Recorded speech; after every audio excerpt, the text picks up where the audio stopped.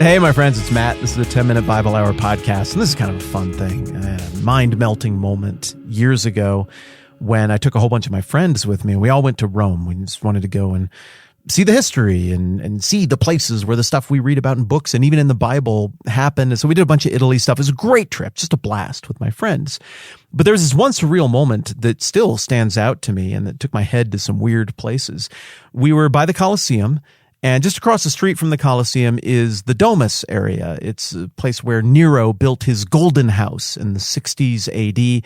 I don't know if you remember Nero from history, but he's kind of crazy, maniacal, violent. He gained power through violence. He had weird, violent family members. He did violent things. Peter and Paul both died in Rome during his reign. And famously, Nero is the guy who, the fire in Rome happened during his reign, and then he blamed Christians for it, and to kind of send a message to anybody else who would cause problems in Rome, he rounded up some Christians, dipped them in pitch, put them on pikes, and lit his garden in this very area where I was standing. He lit the garden with Christians. And so I'm standing there in this moment, looking at the beautiful, romantic Colosseum. I think the song Sex on Fire by Kings of Leon was playing in the background. I don't know why it's just stuck in my brain. That's the song that was on. And the Domus area, it's not really all cleaned up. It's not a developed archaeological site fully. So there's volleyball and basketball and people bumming around. It's kind of dirty, but also there's some cool stuff there. And I'm taking in all of those different layers of history around me. Sitting next to me on a bench is a dude from Rome all dressed up in Roman imperial soldier attire, like plastic armor. And he's got his helmet off under one arm. He's got a cigarette in between his fingers. He's banging out a text on like a primitive cell phone, like a Palm Pilot or something like that, BlackBerry from back in the day. Then to top the whole thing off, a big giant double-decker bus rolls by between me and the Domus area, Nero's area, and the Colosseum, and it's got a huge, larger-than-life image of Miley Cyrus as Hannah Montana on the side of it. And I just paused for a moment right there. I mean, I went to that spot to reflect on my fallen brothers and sisters who died there years earlier. I wanted that moment of reflection. And instead, I got this surreal moment of layers and layers and layers of history and culture and stuff that doesn't really fit together neatly, confluencing in one crazy moment of bizarre awareness about my little place in the grand scheme of everything and about how complex and intersectional all of history is. I mean, this is probably super obvious to all of you. It's just that's the moment that I think my eyes were opened to that reality about living in the world and the history of everything. And it's not just Rome. It's not just right there. It's everywhere, right? The idea that reality is made up of all of these confluences of things coming together. Every interesting moment of your life is a confluence of a bajillion other stories that all come together in that moment. Every big dramatic moment in history isn't happening in a vacuum. There's a ton of things that contributed to that moment. And of course, likewise, when we pick up a book of the Bible like Nehemiah, or in this case, Ezra and Nehemiah, because they really are kind of one book. We're going to look a little bit at Ezra. We're really going to throw most of our energy here at Nehemiah. But when you pick up a book like this, you're not just getting a little snapshot in history that happens in a vacuum or a bubble. You're getting, again, a robust moment in history that is a confluence of a gajillion little factors that all add up to make the unique moment, the unique setting, the unique set of pressures and questions felt by all of the characters in this unique particular book. So over the next couple of days, we're going to look at what we know about all of those factors that are coming together to create the unique moment that we're seeing here in the book of Nehemiah. Now, in the last season I did, season 3 on Esther, we did a huge historical deep dive into this kind of stuff. We looked at the history of the Persian Empire and all of the different leaders and how they got to where they're going and the wars and the battles and the culture and the artifacts and all of that stuff. It took 42 episodes. It was a lot. It does not make sense for me time-wise to do that again here. I kind of sense that Nehemiah is going to move at a little bit faster clip than maybe Esther did.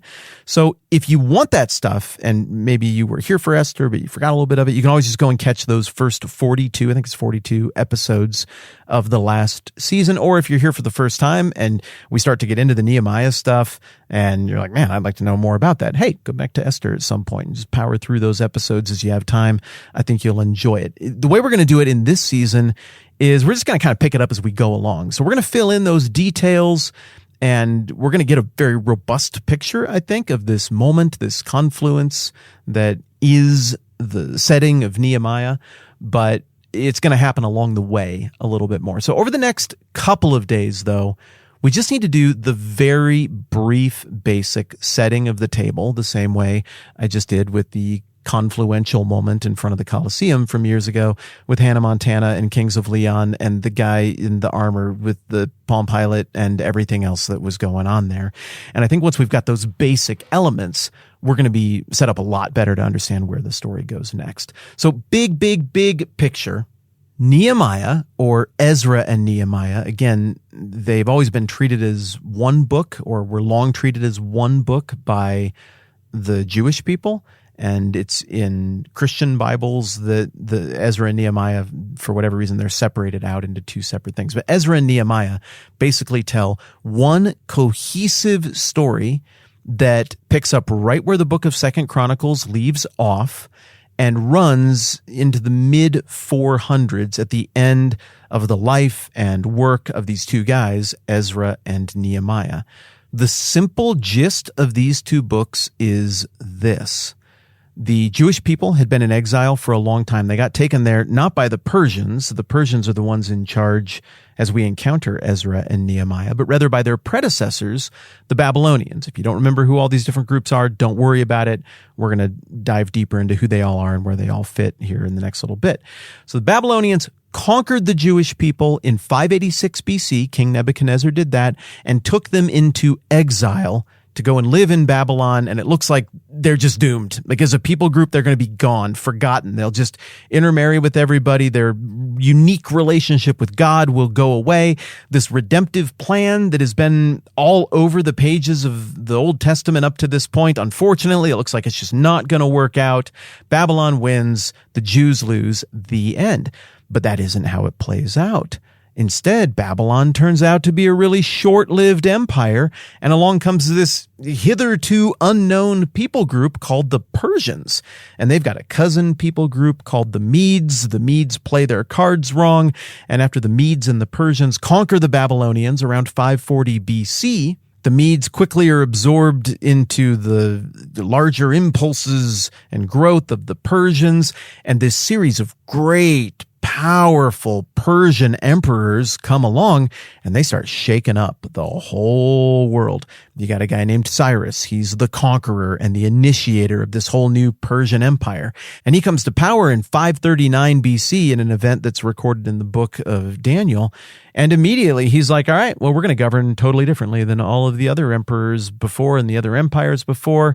What do we got here? The Jewish people. Well, what are they into? Well, it looks like they're missing a temple. They'd probably be better off if they had one of those. And so he lets the Jews who had been captives and exiles go free if they want to and just go back and rebuild the temple. And he even agrees to pay for a bunch of it.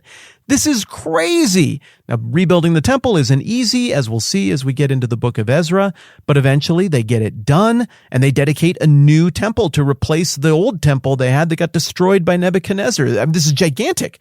All of a sudden now, it looks like maybe everything's back on. Maybe there will continue to be Jews. Maybe God's redemptive plan will continue to be a thing. I mean, this is awesome. But they're not totally out of the woods, because even though the Jews received the support of King Cyrus, and then effectively his next significant successor, Darius the Great, they unfortunately then run into some serious problems during the reign of Darius's son, Xerxes.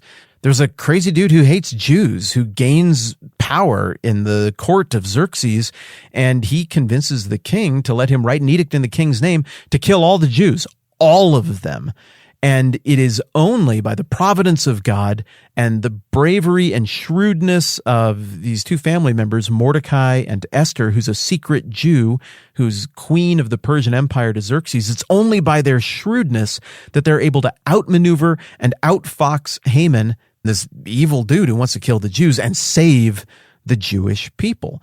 So, like I said, it's going pretty well, but still not great. I mean, the Jews were a hair's width from still getting slaughtered and annihilated completely during this comparatively much more friendly Persian age. All of that happens in the 480s and 470s, the stuff about Esther. Well, we fast forward a little ways further, and what we find out is that Jerusalem still isn't back on its feet, even as we make it all the way to the reign of Xerxes' son, Artaxerxes. Jerusalem is still in peril. It's still in danger. Yeah, they got a temple up, but there are all kinds of enemies who've gathered around it. It's a long way from the influence of the throne. Jerusalem and its well-being is not exactly a high priority for the King of Kings, the King of Persia. And so we discover that there's still great peril, and that everything could still easily and quickly go sideways because Jerusalem is unprotected. It has no walls. It's not a finished product. And the people there are also not a finished product. They haven't regained their identity. They haven't regained their connectedness with God. They're listless. They're directionless. And a group like that isn't going to last very long under the political and social circumstances that we read about during this era of Persian history. And so what we get in Ezra and Nehemiah are the stories of two really important people, Ezra and Nehemiah, who play really important roles in trying to avert this crisis and solve this problem that I just laid out that exists in Jerusalem and amongst the exiles who have returned from exile to Jerusalem and who are trying to figure out how to be a people again and how to be a people with a relationship with God again. And so narratively, Ezra tackles a lot of the question of how the temple is going to be rebuilt. But then we fast forward a bunch of time, and Nehemiah is going to tackle the question of how are we going to protect it? How are we going to solidify the deal and lock this thing in? And so in the same way that I had to stand on that hillside in Nero's garden and just take a minute to orient myself and try to wrap my brain around this wild confluence of events that led us to that one surreal moment. So, yeah, we got some time. We're going to take a few days to try to set this all up and understand as best as we can all of the confluence of events and story and culture and history that add up to this moment in Nehemiah. And I feel like we are off to a really good start. Thank you so much for being here. Thanks for hanging out with me. More on this tomorrow. I'm Matt. This is the 10-Minute Bible Hour podcast. Let's do this again soon.